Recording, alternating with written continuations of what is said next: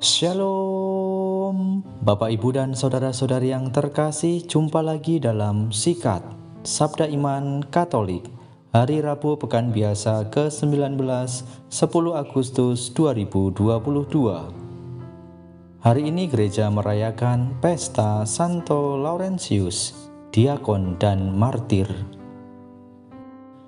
Bacaan dari Injil Yohanes bab 12 ayat 24 sampai 26. Marilah kita siapkan hati dan pikiran kita untuk mendengarkan sabda Tuhan. Semoga Tuhan beserta kita, sekarang dan selama-lamanya.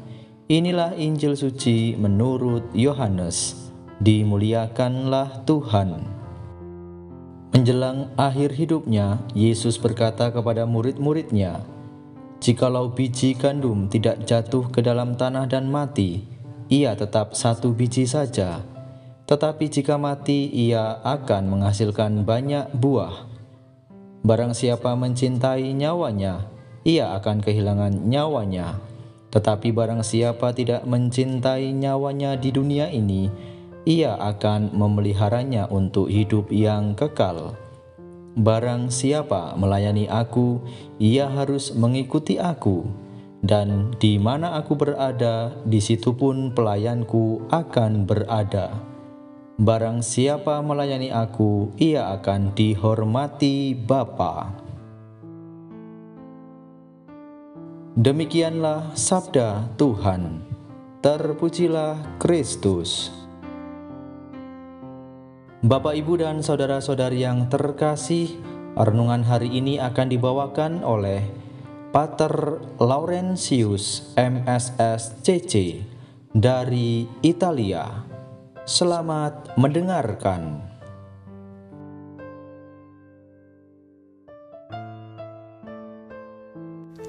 Saudara-saudari yang terkasih, selamat pagi untuk kita semua. Judul renungan saya kali ini adalah Cinta Sejati. Gereja Katolik kuat dan mampu bertahan dari berbagai tantangan, bukan hanya karena ajaran dan struktur organisasinya yang tertata rapi, tetapi juga karena memiliki banyak pribadi yang berkualitas dalam berbagai hal, entah itu berkaitan dengan iman maupun dalam kehidupan nyata setiap hari. Hari ini Gereja Katolik sejagat merayakan pesta Santo Laurentius, seorang diakon yang wafat sebagai martir.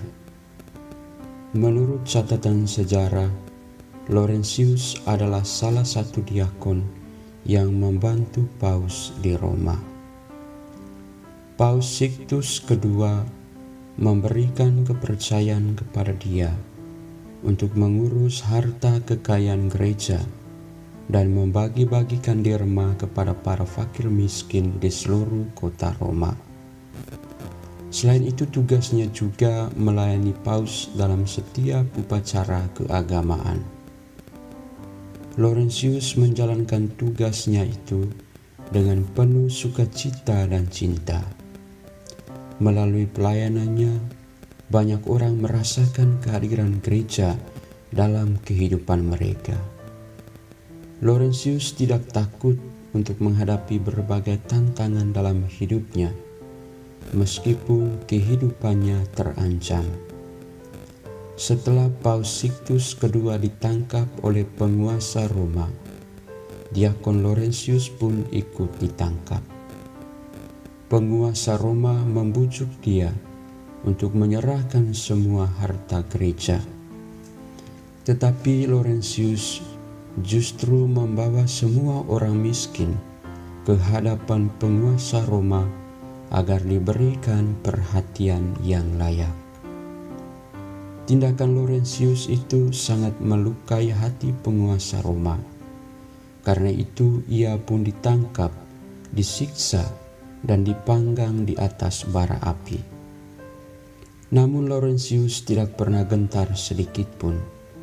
Ia melangkah dengan penuh sukacita ke tempat penyiksaannya. Pengorbanan dan penderitaan adalah bukti cintanya kepada Tuhan dan sesama.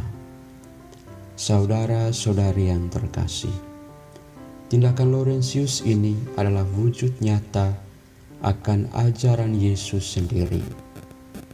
Seperti yang dikatakan oleh Yesus dalam Injil hari ini, barang siapa melayani aku, ia harus mengikut aku, dan di mana aku berada, di situ pun pelayanku akan berada. Laurentius belajar dari Yesus sendiri yang mencintai manusia dengan pengorbanan. Kekuatan cinta Yesus telah membentuk Laurentius menjadi pribadi yang taat kepada kehendak Allah dan peduli dengan sesama. Kekuatan cinta ini pula yang mendorong Laurentius untuk selalu setia kepada gereja melalui pelayanannya sebagai seorang diakon. Selain sebagai pelayan gereja, Laurentius adalah pelayan bagi orang-orang yang menderita. Dia dengan setia mengunjungi, mendampingi, dan berusaha memenuhi segala kebutuhan mereka. Tugas ini bagi Laurentius adalah bagian utama dalam panggilan hidupnya. Dia tidak peduli dengan segala risiko yang akan menimpa dirinya. Sehingga meskipun disiksa oleh panasnya bara api, Laurentius tak pernah gentar. Ia sungguh mengikuti apa yang dikatakan dalam Injil. Tetapi barang siapa tidak mencintai nyawanya di dunia ini, ia akan memeliharanya untuk hidup yang kekal. Laurentius tidak takut kehilangan nyawa di dunia ini, sebab ia percaya melalui iman dan tindakan kasihnya, ia akan memperoleh kehidupan kekal. Saudara-saudari yang terkasih, kita mungkin tak sanggup seperti Laurentius, rela kehilangan nyawa karena cinta kepada Tuhan dan sesama. Namun kita mempunyai cara lain untuk membuktikan iman. Kita menghayati ayat ajaran Yesus sesuai dengan panggilan dan kemampuan kita masing-masing. Intinya bahwa kita mencintai Tuhan dan sesama dengan seluruh jiwa raga kita. Kita setia kepada Tuhan melalui relasi yang intim dengan dirinya. Relasi yang intim itu pun kita pentaskan dalam kehidupan bersama dengan yang lain. Sebab pada saat kita dekat dengan Tuhan, Dia tidak hanya mengajak kita untuk selalu menyembah dirinya, tetapi juga mendorong kita untuk peduli dengan sesama. Dia pasti meminta kita untuk memberikan perhatian khusus bagi yang menderita. Santo Laurentius menjadi salah satu panutan dalam kehidupan kita.